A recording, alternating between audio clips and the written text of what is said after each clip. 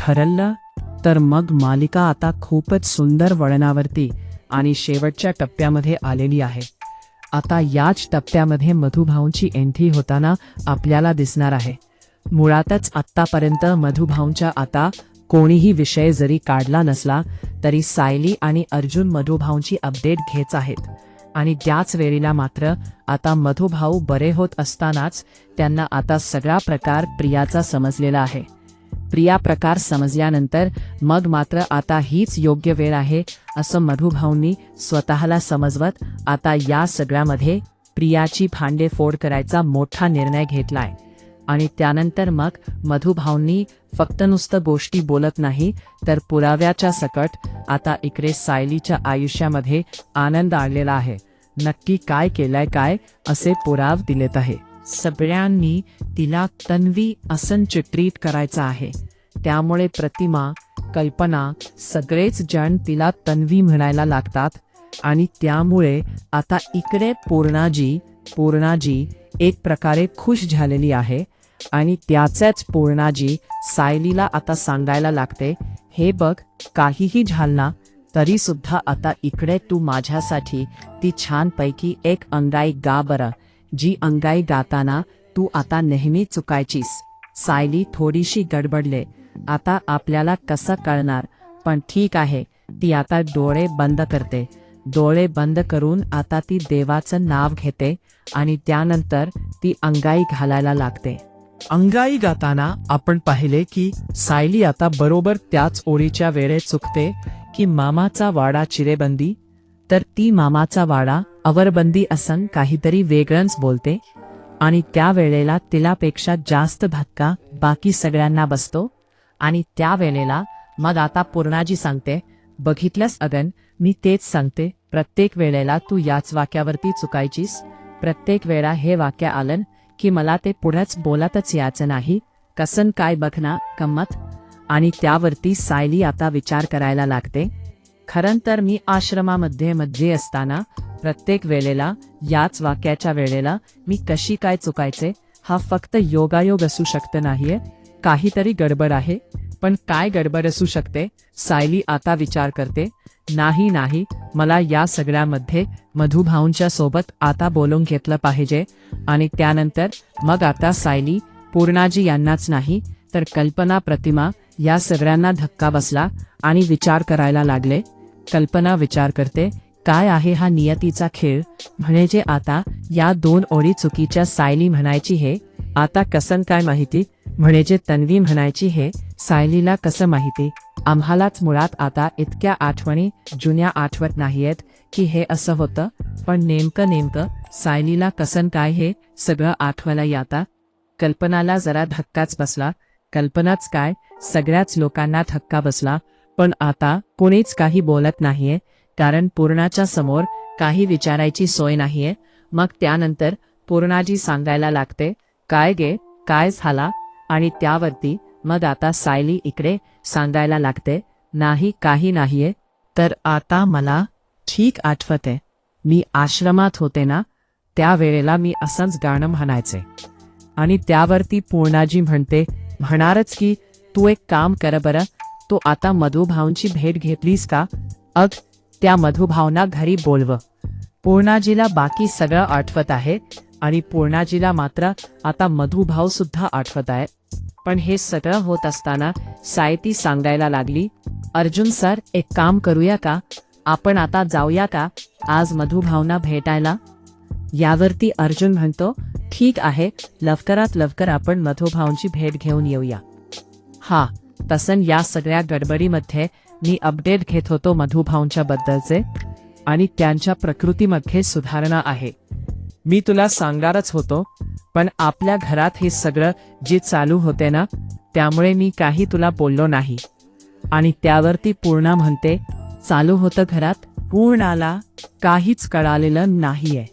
आणि त्यावरती सायली म्हणते, नाही म्हणजे तुमची तब्येत जरा बरी नव्हती ना, आणि त्यामुळे आम्ही आता जाणं टाळलं. पूर्णा म्हणते, ते काही नाहीये, आत्ताच्या आत्ता जा आणि मधुभाऊंची भेट घ्या. सायली म्हणते, हो, मी आत्ताच्या आत्ता जाते आणि मधुभाऊंची भेट आता घेते. असं म्हटल्यावरती मग आता सायली मधुभावना भेटायला निघाले. तो इकडे आता मधुभाव सुद्धा थोडे थोडे बरे झालेत आणि मधुभाव बऱ्यापैकी बरे झालेत आणि ते सायलीवरती रागवलेले आहेत. साऊ बाळा, इतक्या दिवसात तुला आता या बापाची आठवण नाही झाली का? यावरती सायली आणि अर्जुन सांगायला लागतात. मधुभाव, अहो खरं तर जे काही घरामध्ये चाललं होतं ना, तो इतका महाभयंकर प्रकार होता ना. तुमची अपडेट मी घेत होतो, पण सायली पूर्णपणे त्याच कामात बिझी होती. आणि त्यावरती मधुभाव म्हणायला लागतात, म्हणजे असं झालंय तरी काय? आणि त्यावरती मग आता इकडे अर्जुन सगळ्या गोष्टी सांगायला लागतो. आणि जसं जसं अर्जुन सगळ्या गोष्टी सांगतो, मधुभावना तर आता धक्का बसताय. आणि त्यावरती मधुभावना अर्जुन आता सांगतोय, खरं सांगू का? तर आता मधुभाव, अहो या सगळ्यामध्ये प्रिया किती खोटारडी आहे हे सगळं आता इकडे म्हणजे सायलीने शोधून काढलेलं आहे. प्रिया तन्वी नाही हे सुद्धा शोधून काढले. आणि मधुभाव म्हणतात, मला माहिती आहे. आणि त्यावरती अर्जुन म्हणतो, तुम्हाला माहिती आहे आणि म्हणजे त्याच कारणासाठी तुम्हाला आता म्हणजे तुम्ही या अवस्थेत आहात का? म्हणजे खरं तर तुम्ही या अवस्थेत का आहात हे मला जाणून घेण्यासाठी मात्र आता म्हणजे मी विचारच करत होतो.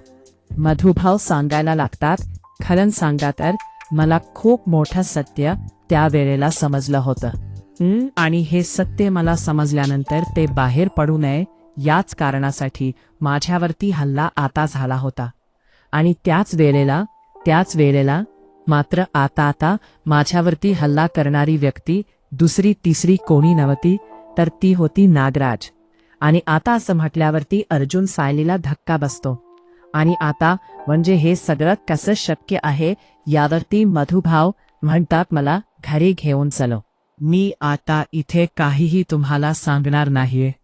जे काही सांगायचं ना ते सगळं तुमच्या घराच्या समोर आता मी सांगेन. तोपर्यंत मी काही बोलणार नाहीये. मुळेच आता इकडे एक नाही तर अनेक सत्ये मला माहिती आहेत. मला आता खरी तन्वी कोण आहे ते पण माहिती आहे.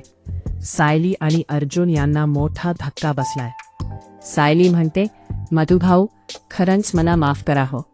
मी खरंच या प्रियाच्या या सगळ्या व्यापामध्ये इतकी अडकून पडले ना की तुमच्यासोबत येण्याची किंवा तुम्हाला भेटण्याची खरंच ना. आता अर्जुन सर अपडेट घेत होते, पण मला खरंच लाज वाटते यावरती.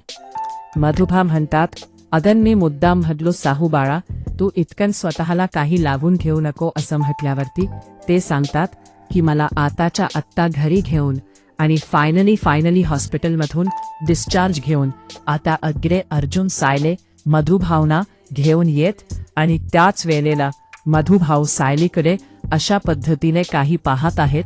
आणि ते पाहिल्यावरती मात्र आता सायली म्हणायला लागते, मधुभाऊ अहो काय झालं, तुम्ही असं का पाहताय? म्हणजे आता काही चुकलंय का माझं? यावरती मधुभाव सांगायला लागतात, नाही ग बाळा, तुझं खरंच काही चुकलेलं नाहीये. चुकलं ना तर ते माझं आणि नियतीने इतके दिन तुझ्यापासून तुझं आता हक्काचं घर हिरावून घेतले. त्यावरती मधुभाव मला आराम म्हणाला. तो म्हणजे सायलीचे आई वडील कोण आहेत हे पण तुम्हाला समजले. मधुभाव म्हणतात, हो. आणि त्यावरती अर्जुन सांगायला लागतो, बोला ना मधुभाव, काय? आणि त्यावेळेला मधुभाव सांगायला लागतात, नाही आत्ता तरी मी आता कुणालाच काही सांगणार नाहीये, कारण काहीही झालं तरी सुद्धा मला आता भीती वाटते की मी काही बोलणार आणि पुन्हा माझ्या आता साऊ बाळाला न्याय मिळापासून राहणार आहे. त्यामुळे जे काही आहे ना ते सुभेदार आणि किल्लेदार या सगळ्यांच्या समोर आता मी सांगणार. मला फक्त घरी घेऊन चला. असं म्हटल्यावरती अर्जुन सांगतो, ठीक आहे मधुभाऊ, तुम्ही काही काळजी करू नका. इकडे सायली खूपच अस्वस्थ झालेली आहे. आणि सायली अर्जुनला म्हणते, आता खरं सांगू का, तर मला खरे आई बाबा भेटतील याचा खरं तर आनंद व्हायला पाहिजे, पण माझ्यासोबत जे काही घडलं ना त्यानंतर मला या गोष्टीचा खरंच आनंदच होत नाहीये. मला उगाचच आता अनामिक भीती दाटून आलेली आहे की माझे आई वडील खरंच माझे आई वडील असतील की पुन्हा माझी फसवणूक होईल. खरंच अर्जुन सर, मला आता काहीच कळत नाहीये.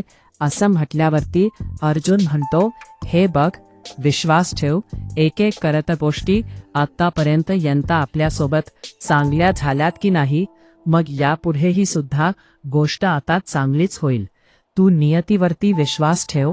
असं म्हणत अर्जुन आता इकडे तिला घेऊन आलाय आणि मधुभाऊ सांगतात, नाही जाऊ बाळा, मी कोणत्याही प्रकारे असं भाकीत करणार नाही की ज्याच्यामुळे तुला आता पुन्हा एकदा या दिव्याला सामोरं जावं लागेल.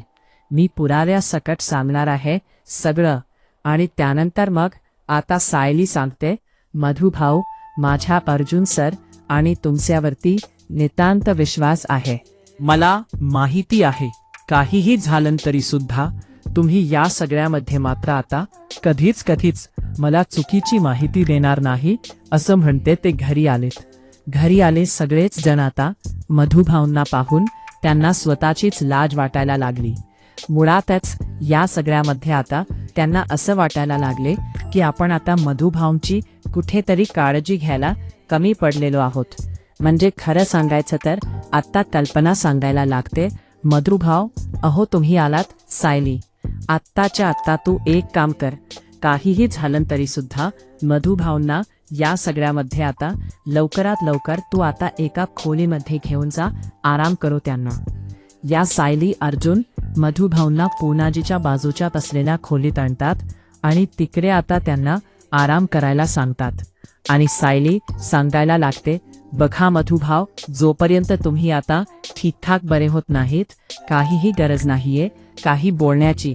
खरं सांगू का, तर माझ्यामध्ये पेशन्स आहेत. मी आता शांतपणे या सगळ्यामध्ये म्हणजे काहीही झालं तरी थांबायला तयार आहे. जेव्हा तुम्हाला बरं वाटेल तेव्हा तुम्ही सत्य सांगा. मधुभाऊ सांगतात, नाही, आत्ताच्या आत्ता तुझ्या घरच्यांशी मला बोलायचं. असं म्हटल्यावरती मग आता इकडे मधुभाऊ उठलेत आणि उठल्यावरती सगळ्यांच्या समोर आलेत. मधुभाऊ ज्या वेळेला समोर येतात आणि त्या वेळेला मधुभाऊ सांगायला लागतात, पूर्णाई हीच आहे तुमची खरी तन्वी. आता हे ऐकल्यावरती अर्जुनला धक्का बसलाय. अर्जुन आता विचार करतोय की पूर्णाईला मी या सगळ्यामधून बाहेर कसा काढू. पण पूर्णाईला या सगळ्यातून बाहेर काढायच्या ऐवजी मधुभाऊ तर आता बोलायला लागलेत की हीच तुमची तन्वी. म्हणजे आता एक प्रकारे या सगळ्याला खतपाणी घातलं जातंय.